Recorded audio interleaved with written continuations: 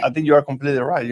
I've been part of those soccer matches, not just in Mexico, but also here in the United States. And every time that I go to a match in LA or anywhere in the country where there is a big Hispanic fan base, it's huge. It's huge. These guys are super passionate and very, very noisy, and they like to make, they like to have a great time. And I'm very proud that slowly we are bringing these kind of fans to NASCAR. We can't get enough of that finish when it comes to Atlanta. Daniel Suarez, I've got to ask this of you first off. How many times have you gone back and watched that finish? And each time you've gone back and watched it, does it get even better or does it lose its luster? For me, the best part of everything, actually, I have watched the finish several times.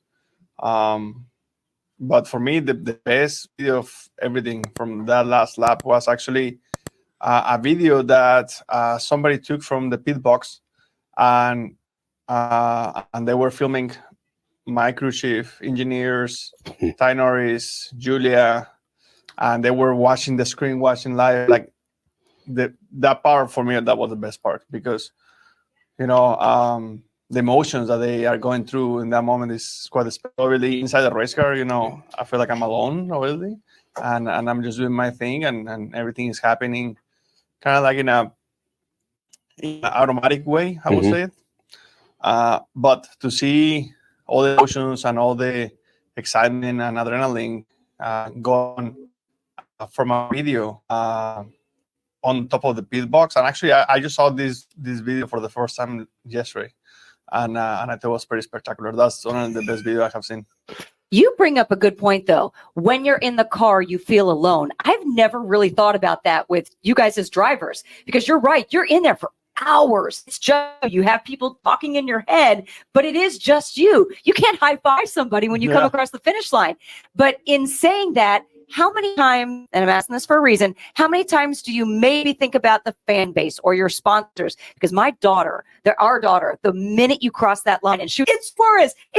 And she goes, oh my gosh, he speaks Spanish just like me. And it was just so enlightening to her. Instantly, she became a fan of you just because she related to you, and it was so cool.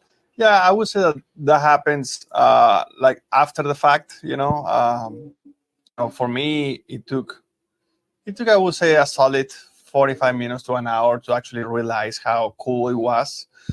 The moment it's a win, right? And you just want to be happy and celebrate, but you don't really know the details of it, how everything happened and how every single person, fan, at home, in different places in the country, different places in the world, they actually experience it.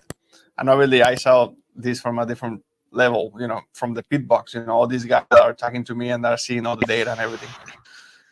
So it was quite special. It was actually very, very special. Look, I have we're gonna be able to see it here, but look, I will show you the video very quick. It's only 30 seconds. Look at that.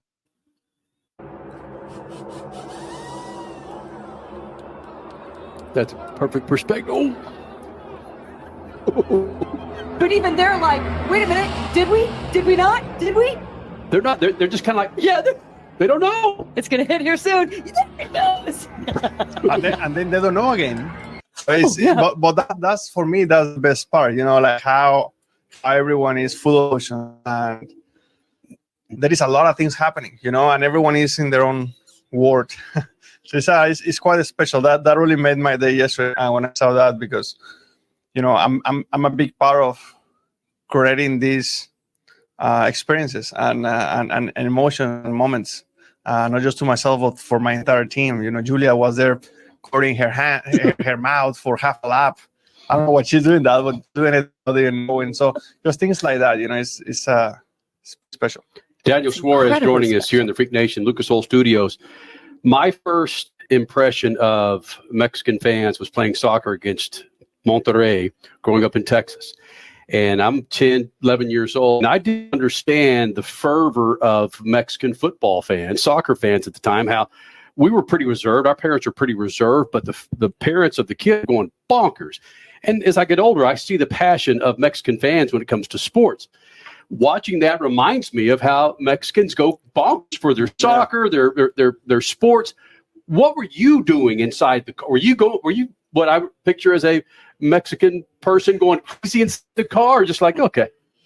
That makes sense, right? No, totally. It totally does. I totally understand what you're saying because, I'm part of that community, right? I would say that inside the car, like I said, I'm alone, right? Like I'm not gonna high five with anyone. So it's just me and my helmet and the steering wheel. So it's different, that all the emotions they go through the radio a little bit, but really I'm alone. So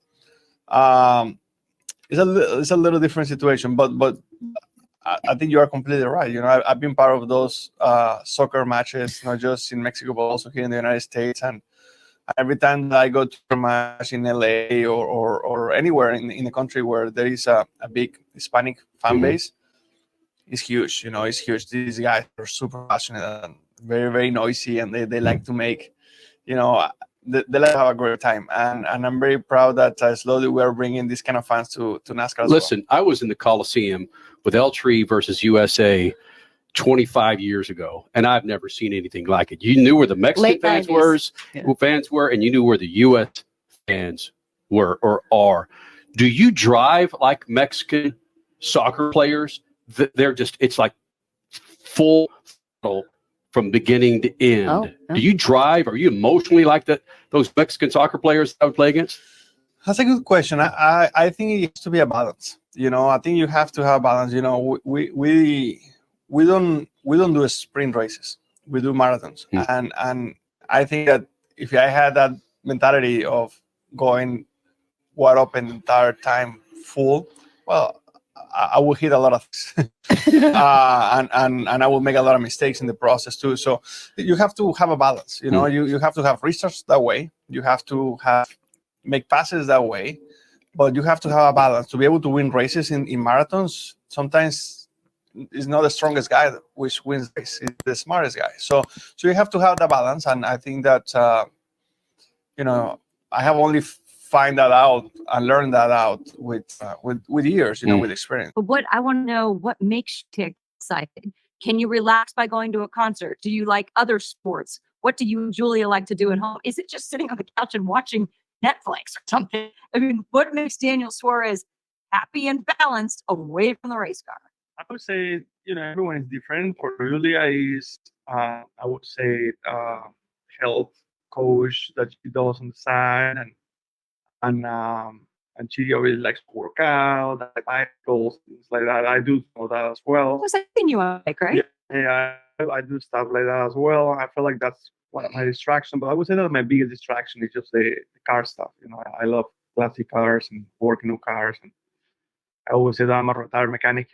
I love inventing with cars, and that's probably one of the few things that actually get my mind out of racing. Working on a car gets you away from racing, even though it's but it's totally different because I don't get to work in the race car. Yeah. I only drive it. I give my inputs, but I have never worked on the brakes on my race car or in the suspension or wherever that may be. And in my old cars, I do all that stuff myself. So it's a little bit different between driving it and actually fixing it. Hold on a second. Who would say no? Would you ask your crew if you could do whatever it is, brakes or suspension on your car? Would they say no, or would you be the one saying, I don't want to touch it? Actually, I can do it. I think, trust me, if there's one driver in the Cup Series I think there is a few drivers in the Cup Series that they can actually do it. I'm probably one of them. Daniel Suarez joining us here in the Freak Nation. And Daniel, if Adrian Fernandez walked in here with Dale Earnhardt, who's the first one that you would go to and learn more of their craft? Probably the Earnhardt, just because I already know Adrian. Adrian is my friend, and I have had a lot of conversations with him and have a lot of trust. And the Earnhardt, obviously, I never had the pleasure of meeting him. I know that he's a legend in sport, and I felt that I can always tell Adrian, hey, Adrian, I tomorrow for lunch. and with Dale, obviously, I never had that pleasure. Can you share with the Freak Nation what Adrian Fernandez and the Tecate champ car, what he meant to Mexico? The popularity of he was really the first Mexican driver that moved that country, into a more, obviously we had the Rodrigo brother in the past, and that was very amazing. But Adrian was the very first guy that actually made a movement. The entire country was behind him, and he was just not just a race car driver. He was a superstar, in Mexico. When he was on his prime in Champ Car and all those days. So yeah, I would say that Adrian was the one that really planted all the beginning for all the new drivers like myself, like Pat, like Chopper, like Salvador Duran, and all these drivers that even myself that we have come after him. He's the one who put the base and the foundation of an amazing fan base in Mexico. So it's interesting, those names you just mentioned, at least most of them are open wheel. You went stock carring. How? I like to be different. I just like to be different. If everyone is turning right, I want to turn left. All right. Okay. I like that a lot. So you could have gone into open wheel, but you're like, no, I want a different path. I had an option, yeah. When I was 17 years old, I had an opportunity to go to England, and I raced go-karts in Europe and things like that. And I had my opportunity to try to pursue the Formula One dream. At the same time, I find out that there was not a Mexican driver ever to come to the Cup Series and be successful. And I wanted to be the person. Well, and bottom line, I'm just going to lay it out there. Right. The drama that's going on over there right now, don't you feel like your neighborhood now is so cool and collected? It's so nice to be a part of. Yeah. I mean, honestly, I feel like, I hear from you, everything is happening a little bit of in Formula One, but I'm the kind of guy that I just live in my bubble. Like I don't really know what's going on outside of all those rumors and things that are happening. I just live in my bubble. I take care of Julia, I take care of my cars, my cats, my dog, and everything else goes away. You're a cat person. Yeah. Yes, so are we. Yeah. which will get you the bigger parade in Mexico? Daytona 500 win, Indy 500 win, or Monaco? I would say the Daytona 500. I think for at least for myself, in Mexico, I don't know. The fan, what would the country would go bonkers if Daniel Suarez won one of those three? I would say Daytona. Just because it will be between Daytona and Indianapolis. I don't think Monaco will be even close, honestly, to these two. In my opinion, I think Monaco is a very important race for Europe, but in here in Latin America, probably it's not that huge as it is here. Yeah. Like if you ask somebody in Mexico, hey, the Indy 500, they're gonna say, heck yeah. If you ask them about Monaco, they're gonna say, where is that? So I think in the Indy 500 and Daytona are just in a different. Is that something? Let's say that again, you're satisfied with your NASCAR Cup career. You know what Kyle Larson's doing. Kurt Busch did it. Would you like to do a double? If I had the right opportunity, I would do it. Yeah. That's what you're going to say, Daniel. That's a tease. That's called a tease. And so now for a year, people will ask him about that. So when are you doing the double? When are you doing the double? I mean, it has to be the right opportunity, because you have to prepare right to do it. And I think Kyle is doing it right. That he's having the test, he's having all these months of preparation, testing, rookie orientation stuff. If you can do it right, I would do it. If you're gonna do it just to say that you did it, I don't know. I don't think it. This has been fun, man. We've been enjoying the hell out of watching you kick some ass, man. And through the driver adversity and Max Siegel and Red, all that's just been awesome what you've accomplished, man. Congratulations. Thank you so much for having me.